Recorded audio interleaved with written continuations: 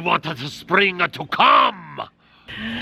We have got spring planting fever. Arr. Yeah, and it's crazy because we've already exceeded the March 17th deadline to plant my onions, and I like to get them in. We're getting them in. We're trying to get them in maybe today in this video, but maybe not. We don't know.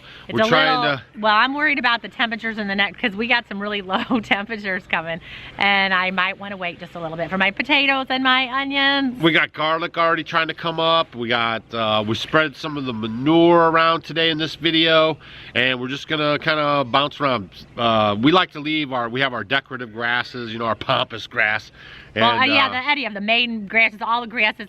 Yeah, we wait until the springtime. How many of you guys do yours early in the season in fall, or you do it in spring? Because I like to look at it when it's winter time. I think they look pretty. So I'm cutting them now, and then our knockout roses we're gonna cut up. Yeah, she leaves them up all winter because she thinks they look nice. They look pretty, yeah.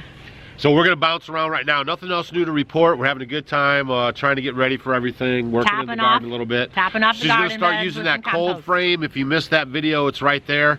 The cold frame's gonna be housing our herbs, and she wants to do that right outside of the door. But you know, I told her it had to be south facing, so we're gonna have to fix where she thought she was gonna put it. Well, no, I know where it needs to be, but I think it'll be okay there. No, yeah. It won't. It's gotta have sun. It'll have sun there. No, it won't. So we're gonna bounce around in this video, and hopefully you guys enjoy it. We're feeling a little crazy.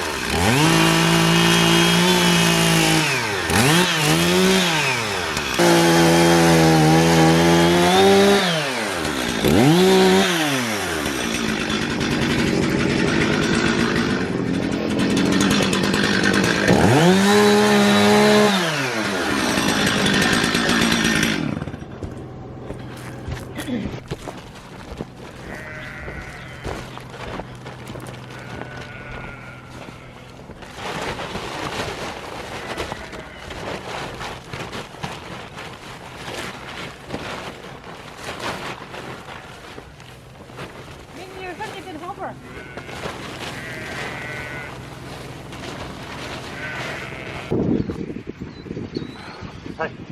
Go ahead.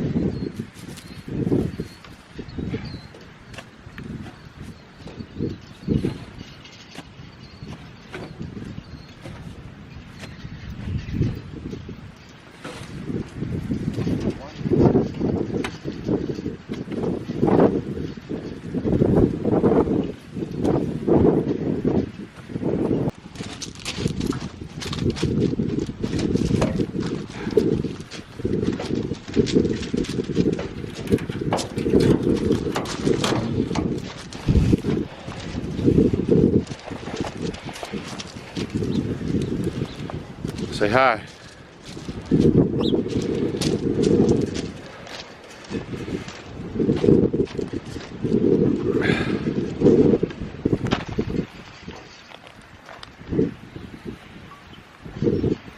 So these are some of the beds that we've done already, and the chickens we're leaving the gate open and letting the chickens come in and kind of scratch it around. So they're doing a really good job. So we've done quite a few of these already. Some of these I had done earlier, like a couple months ago over here. And chickens, if you want to come over here and look, have done a really good job scratching it up over here.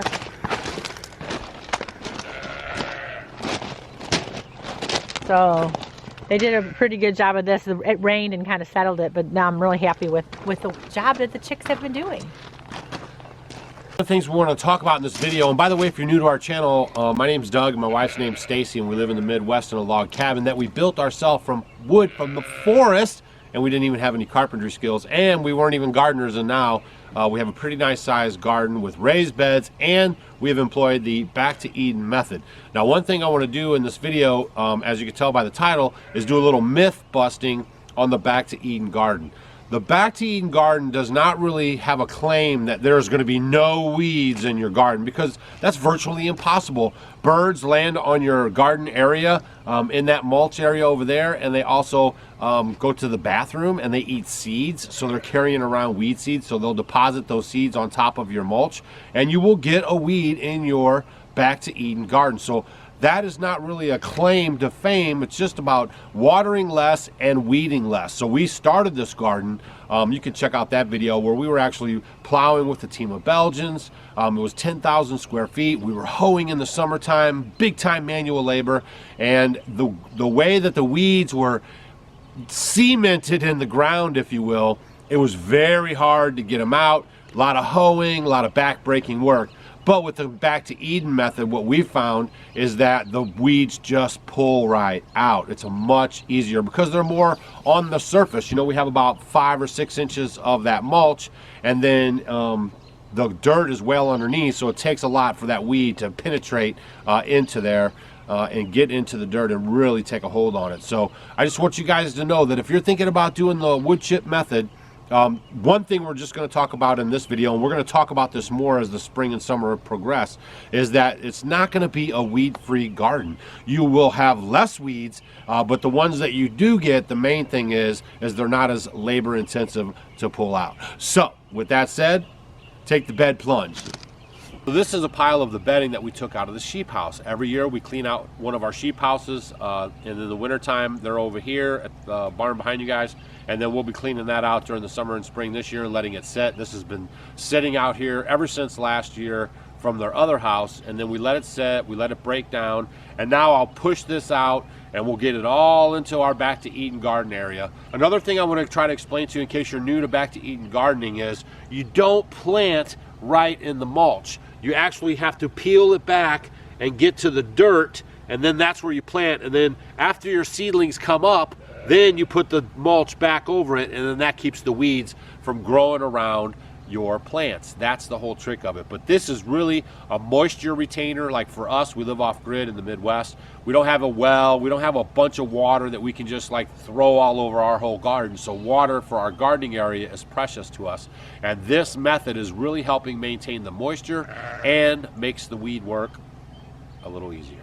So it's just a quick video, just kind of what we have going on around our garden area, because I know you guys are all excited about us showing more garden videos this year, and we're gonna really start ramping it up. But right now it's just kind of busy work in between the raindrops, the snowdrops, the sleet. We had one day we had snow, sleet, hail, and rain all in the same day. And fog.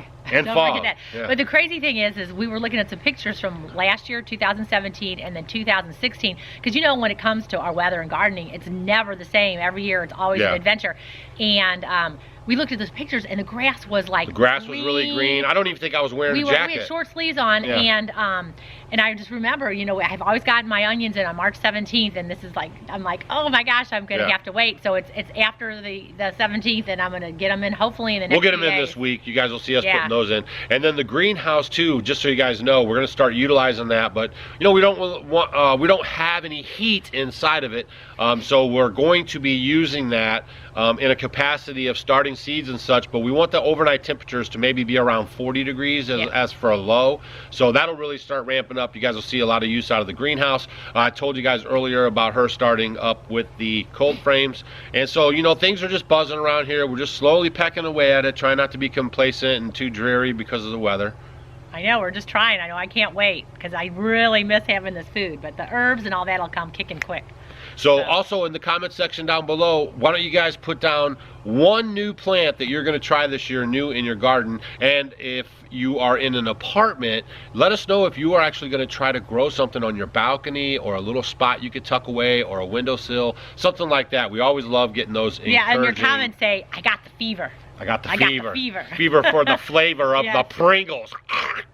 Oh, don't say that. Yeah, remember that commercial? Yeah. Anyways, as always, check us out on Facebook, Instagram, and Twitter. We'll see you guys on the next video. See you later. Hey guys, thanks for watching our video. You might want to check out these videos. And if you want to become a Homestead homie, click the picture of us below. We will see you tomorrow.